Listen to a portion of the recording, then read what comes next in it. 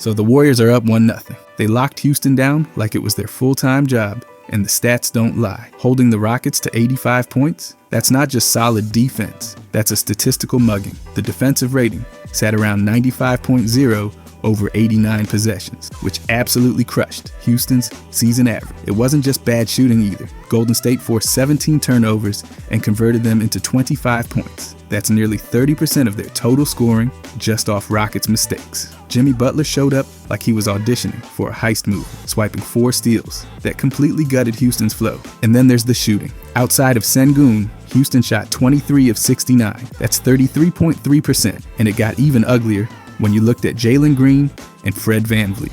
Those two were basically allergic to the rim. 7 of 34 combined from the field, and a laughable 2 of 17 from deep. That's 11.8% from 3. You could get a better percentage shooting blindfold. Now flip to Golden State's offense, and it was like watching 2 different sports. Steph Curry didn't just score 31, he did it on an efficient 10 of 20 shooting. That's 50%, and he hit 5 of his 9 threes. 55.6% from distance is ridiculous, especially considering he drew in the defense so hard that teammates got 12 open looks out of it. They only hit 6 of those, which is a modest 33.3%, but the opportunities were there because of Curry's gravity. Curry's on-off court net rating was plus 15.3. That number's screaming how much better they were when he played. Their half-court offense averaged 0.98 points per possession. That might not sound like fireworks, but the Curry-Butler pick and rolls pushed that up to 1.12 per possession. That combo was tough to cover, and Butler looked like he's been playing in this system for years. They took care of the ball pretty well too.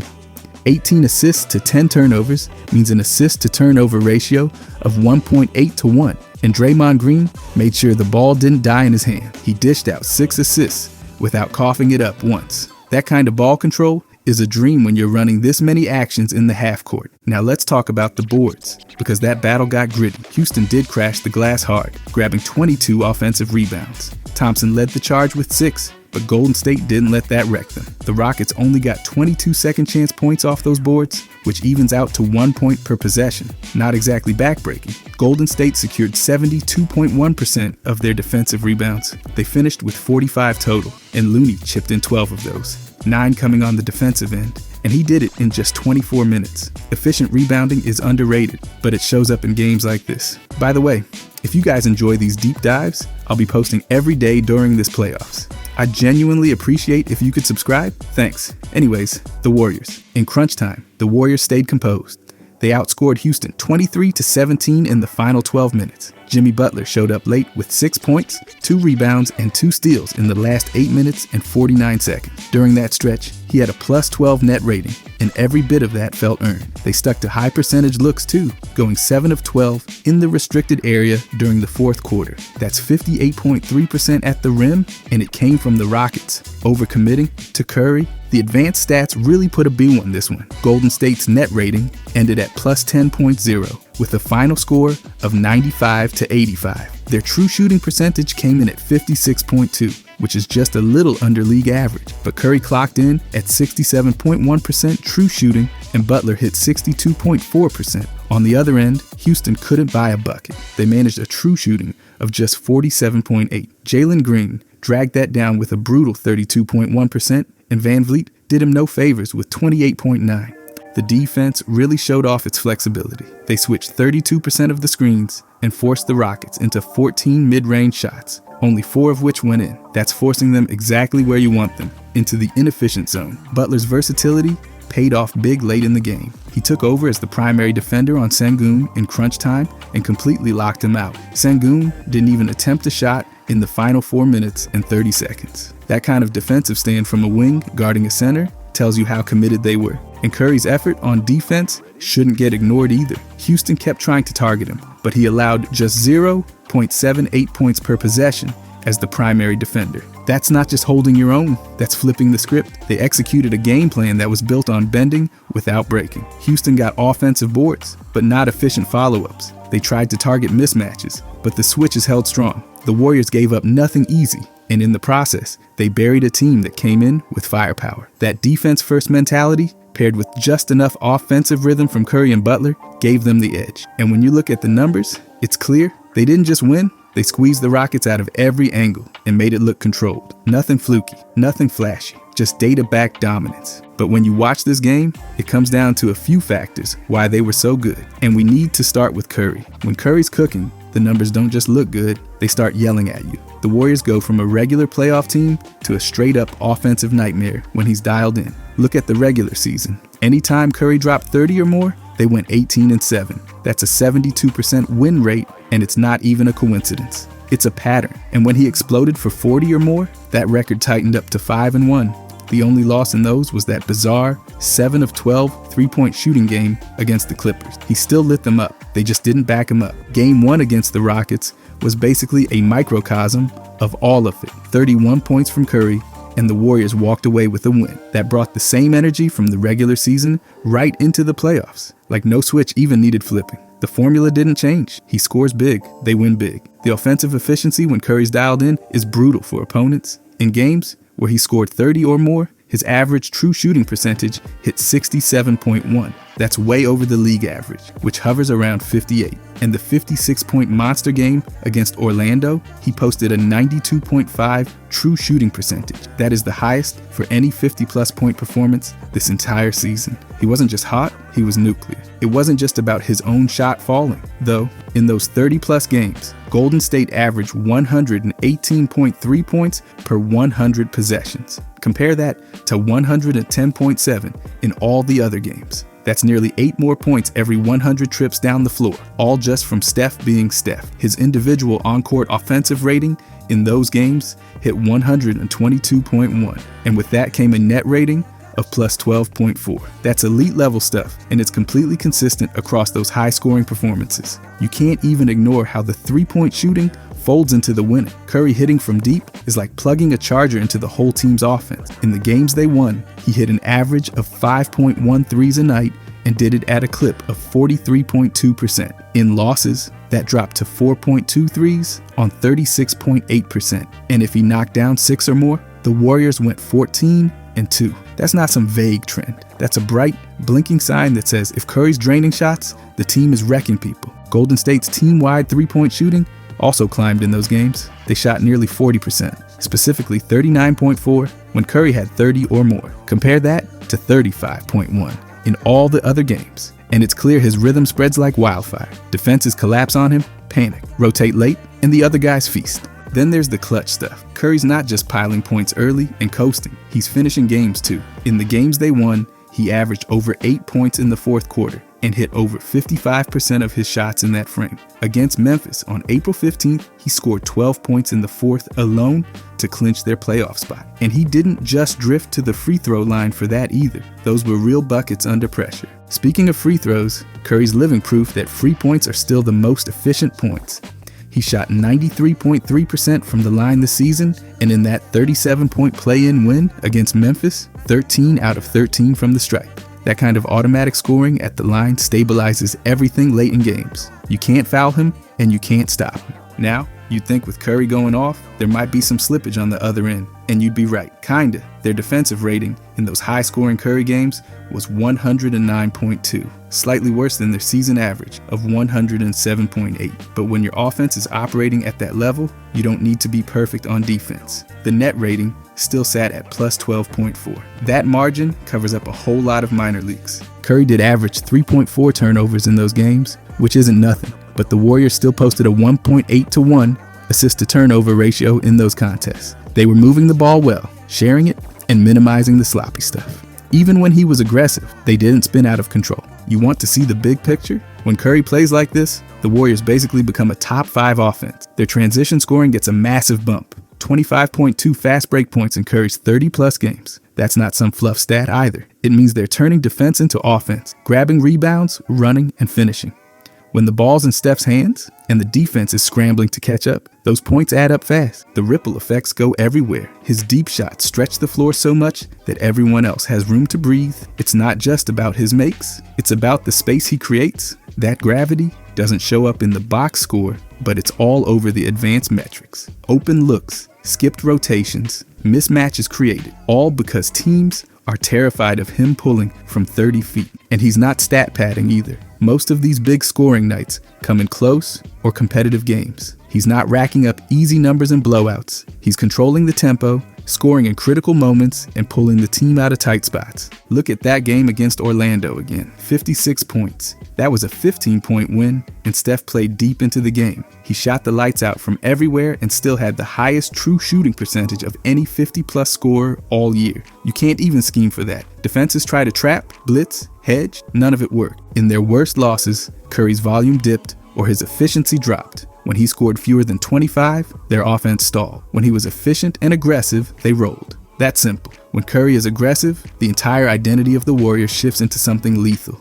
Even in the games where the rest of the roster underperformed, Curry's scoring kept them in it. He gave them a margin of error that most teams dream about. A guy scoring efficiently from three, mid-range, and the line, while still moving the ball, is just a nightmare matchup. The real secret is that his scoring games aren't selfish either. He gets his points in the flow. Most of his buckets come off motion, transition, or broken plays. When defenses try to load up on him, he makes the right read. He's not a ball stopper. He's a rhythm accelerator. If he doesn't take the shot, someone else is getting an open one because of him. The correlation is too strong to ignore. When Curry scores 30 or more, the Warriors don't just win, they dominate. Offensively, they shoot better, assist more, run faster, and collapse defenses more often. Defensively, they may not lock teams down every time, but they create enough chaos to generate transition offense. The Warriors' entire blueprint for success is built around Curry being able to score efficiently and often. His impact isn't just about lighting up the scoreboard, it's about transforming the entire pace and shape of the game. They become a different animal, faster, sharper, more dangerous. When Curry scores big, it's not a heat check. It's a signal, a warning, and the numbers have made that perfectly clear. If you don't slow him down, you're probably not winning. That's been the truth all season. But after that, Butler was dominant. On the other end, when Butler locks in on defense, the whole game changes. Since he landed in Golden State on February 8th, the team's defensive identity snapped into place like it had been waiting for him the entire time. Before he got there, they were ranked 10th in defensive rating. Not bad. But with Butler, they jumped to first. Not top 5, not second, first. That's a 108.2 defensive rating post-trade. And in the games where Butler racks up at least 2 steals or blocks, that number drops even lower to 104.8. That is elite on a level that's almost boring to describe because it's just so consistent. It's not just the steals and blocks on paper. It's the way he changes possessions. With Butler on the court, Golden State forces turnovers on 17.6% of opponents' possession. That's the highest in the league since the trade. You could almost hear the other teams cracking under the pressure. Look at that March 4th win over the Knicks. He had 4 steals, and it was like a switch flipped. They went on a tear in the second half, outscoring New York 67-47. That was pure disruption. And when Butler's flying around like that, it unlocks a nightmare tandem with Draymond Green. These two playing together is like giving the Warriors a second set of eyes on every play. Their shared defensive rating is 96.3. That's the best of any duo in the league since the All-Star break. You don't get that kind of rating by accident. They're combining for 12.7 contested shots and deflections per game. No other defensive pairing even touches that. And when things get serious, Butler dials it up even more. Take Game 1 against Houston. He was everywhere. Late in the fourth quarter, he took on Sengun, one of the Rockets' few bright spots, and just erased him. 0 field goal attempts for Sengun in the final 4 minutes and 30 seconds. At the same time, Butler was switching onto guards and wings, helping hold the Rockets to 33.3% shooting outside Sengun. That's not just good, that's surgical. But here's where it gets wild. His defense doesn't just stop points, it creates them. When Butler's locked in and causing problems, the Warriors turn that chaos into offense. In the games where his defensive impact pops off the stat sheet, Golden State averages 25.2 fast break point. That's a massive leap from the 18.9 they were putting up before the trade. Turnovers become dunks. Deflections turn into threes. And nobody eats more off that chaos than Curry. Curry's true shooting percentage jumps from 62.3 to 67.1 when Butler's in full-on havoc mode. The man basically becomes a sniper with cheat codes. That's what happens when you're getting cleaner looks in transition. You take away the set defense, and Curry turns into a problem that can't be solved. And don't even start on the fourth quarter. When it gets tight, Butler doesn't fade. He becomes the anchor. In the last 5 minutes of close games, his on-court defensive rating is 98.5. The team's net rating during those minutes, plus 12.3. He doesn't just slow people down, he shuts the door. On April 18th, against Toronto, he sealed a 3-point win with a block in crunch time. That wasn't luck, that's what he does. The Warriors have leaned hard into zone defense since Butler joined. They've used it 76 times already, and when Butler is the guy holding the spine of that zone, opponents are scoring just 0.79 points per possession. That's the best number in the league in that situation. Teams don't even know how to attack it. They pass, they panic, and then they settle for contested mid-range jumpers that barely touch the rim. The lineup data just backs it up even harder. When Butler's on the floor and Curry's off, the Warriors still hold up with a plus 18.0 net rating on defense alone. That's not normal. Most teams collapse when their best offensive player sits, but Butler leads the bench units and smothers opposing second squads. And when you mix him back in with Curry and Draymond, that's where it gets scary. The small ball lineup with Curry, Butler, Draymond, Moody, and Pods has posted a plus 42 net rating in just 87 minutes. That's not a typo, 42. They switch everything, deny passing lanes, and pressure ball handlers nonstop. It's like watching a high-speed chess match where the other team never gets past the opening move. That Butler-Green combo is what Steve Kerr called his Pippen-Jordan defensive duo. And honestly, it tracks. Butler's guarding 1 through 5 like it's nothing, and Green is directing traffic like an air traffic controller with trust issues. Their combined defensive IQ is outrageous, and they're not just physical, they're smart. They bait teams into running into traps, switching into bad matchups, and forcing mid-range attempts that rarely go in. In Game 1 against Houston, they switched 32% more screens than usual, and the Rockets just kept settling for mid-range junk.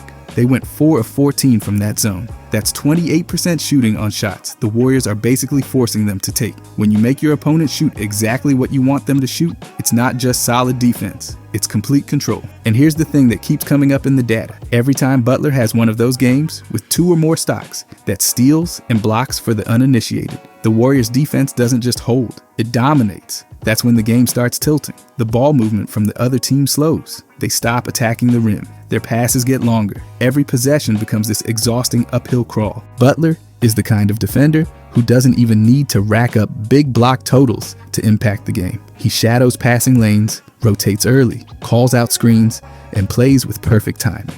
His presence makes shooters second-guess their release, and bigs hesitate at the rim. That's why his impact shows up in deflections and field goal percentage allowed instead of just box score numbers.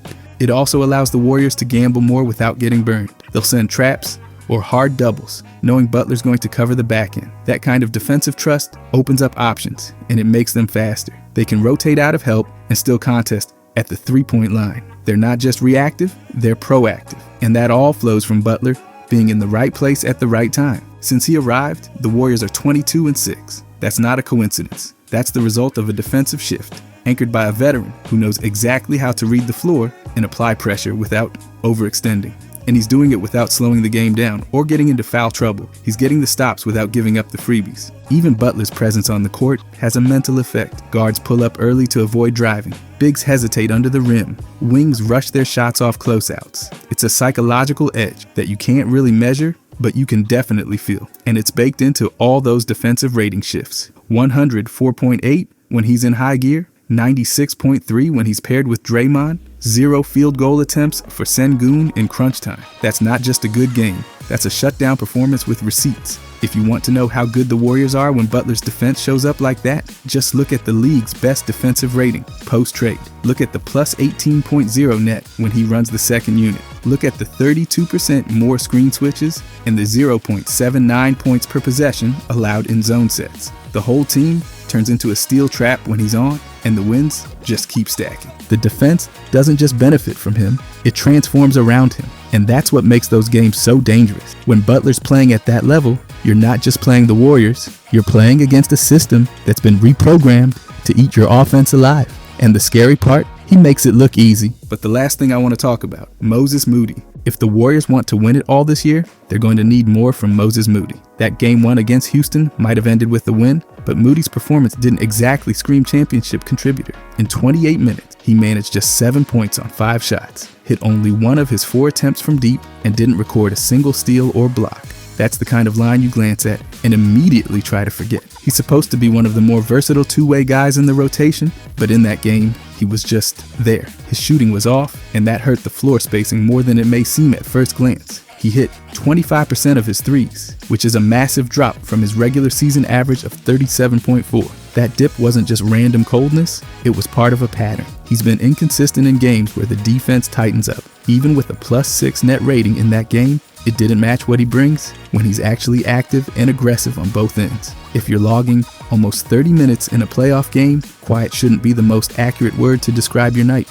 Defensively, he didn't do much either. 0 steals, 0 blocks. And when he got matched up against guys like Dillon Brooks, he allowed them to shoot 50%. That's not going to cut it in the later rounds. Houston's got athletic wings like Jalen Green and Amen Thompson, who thrive on that extra sliver of space. If Moody's not locking in and making things tough, then what's his role in these lineups? Because Golden State can't afford invisible minutes. Not when the margins get razor thin in the playoffs. Now when Moody does play well, the Warriors look like a completely different team. In games where he scores 15 or more, they're 14-3. That's not a coincidence. That's a direct connection between his contributions and team success. In those games, their offensive rating climbs to 118.9. Compare that to 110.7 when he doesn't produce. That's a pretty loud 8-point swing. It's proof that his offense isn't just a bonus, it's a lever that shifts the game. Take that March 30th game against San Antonio. He dropped 20 points and ended with a +33 net rating. That's not a typo, +33. The Warriors smoked the Spurs by 42, and Moody was one of the driving forces. When he's engaged, the ball swings better, the corner threes fall, and the defense gets quicker. He's a connector piece in a system that relies on movement, energy, and timely shooting. He's also got potential as a defensive disruptor, but it's got to show up more often. In games where he tallies 2 or more steals, Golden State's defensive rating improves to 105.8. That's a meaningful bump from the post-trade season average of 108.2. His length and footwork can really bother guards and wings, especially when he forces them to their offhand. Look at that March win over the Knicks. He held Jalen Brunson to 1.00 points per possession, using weakening tactics, steering him away from his strengths. That's the kind of impact that doesn't always make the highlight reel, but completely shifts how the other team operates. And when Moody is part of that Curry, Butler, Green Pods group, the numbers explode. That lineup has posted a +42 net rating across 87 minutes. That is bonkers. It's not just Curry's gravity, or Butler's defense, or Green's IQ. It's the chemistry. Moody's shooting and switchability make that lineup whole. But if he's not scoring, not switching effectively, and not locking in on defense, then that whole setup gets shaky fast. The play-in win against Memphis is another good reminder of what Moody can bring when he's locked in. He put up 9 points, grabbed 3 boards, swatted a shot, and was a +6 in 33 minutes. Those aren't superstar numbers, but they matter. In a high-stakes game, he played within the system, hit his shots, and contributed on defense. That's exactly the version of Moody they'll need going forward. Not the ghost version from Game 1 against the Rockets. But here's the issue, the inconsistency. When the Warriors lose, Moody's production drops sharply. His shooting splits fall off a cliff. Just 32% from the field and 33.3% from deep in those losses to Houston this season. That's not a little slump, that's a trend. He's deferring too much, passing up good looks, and watching the offense instead of participating in it. He's taking fewer shots too, just 7 attempts per game in the playoffs, compared to 7.7 in the regular season. And sure, Curry and Butler are going to dominate touches, but that doesn't mean Moody should fade into the background. They need his shots, they need his movement, they need his confidence. The thing is, Moody's shown in the past that he can deliver in playoff environments. Back in the 2022 postseason, even in limited minutes, he posted a +12.4 net rating. That's not something you stumble into. That's earned. It showed that he could adapt, read situations, and play within the moment. He wasn't overwhelmed by the pressure, but now he's got more responsibility, more floor time, and more chances to swing a game. The leash is longer, but so are the expectations. Offensively, he's clearly developed. His true shooting percentage this year hit 57.8, his best yet. That shows growth. But the playoffs aren't about nice little upward trends, they're about seizing moments. Right now, his free throw rate is just 23.4%. That means he's not attacking the rim nearly enough. You can't just be a spot-up threat in this offense. You've got to cut hard, attack closeouts, and make defenders think twice. And honestly, The Warriors' best-case scenario in this postseason run involves Moody taking that leap. They're 18-5 when he scores 10 or more points. They're 5-1 when he hits 3 or more from deep. That tells you exactly what kind of role he's supposed to play. It's not about him being the third star or a primary option. It's about being a reliable, aggressive, engaged role player who can flip momentum, keep defenses honest, and hold his own against athletic matchup. Because here's what's coming. Teams are going to load up on Curry and Butler. They'll trap, double, switch with length, and force other guys to make plays. Moody is at the top of that list. Houston's already trying to bait him into passive games, and he let them do it in Game 1. If he doesn't push back in Game 2 and beyond, Golden State's ceiling drops hard. He's got the tools, the body, the shot, the system, the spacing. He's not being asked to carry the offense or play 35 minutes a night. He's being asked to do exactly what he's already shown he can do: knock down open threes, defend without fouling, and play smart within the Warriors' switching schemes. And the urgency is only going to go up. The deeper the playoffs go, the more demanding the matchups get. Opposing wings are going to get longer, faster, and more physical. Rotations are going to tighten, and Golden State is going to need every playable, impactful minute they can get from Moody. They can't afford for him to float through stretches. They can't have another Game 1. So the message is pretty simple. The Warriors don't need Moody to be perfect. They just need him to show up every night with focus, with intensity, with the kind of presence that swings net ratings, holds shooters in check, and buries open shots when Curry draws a double. Because when he does that, the Warriors become close to unbeatable. When he doesn't, they're playing 4-on-5, and that's not a formula for another banner. If you guys enjoyed this, I'll be posting every day during this playoffs. I genuinely appreciate if you could subscribe. Thanks for watching.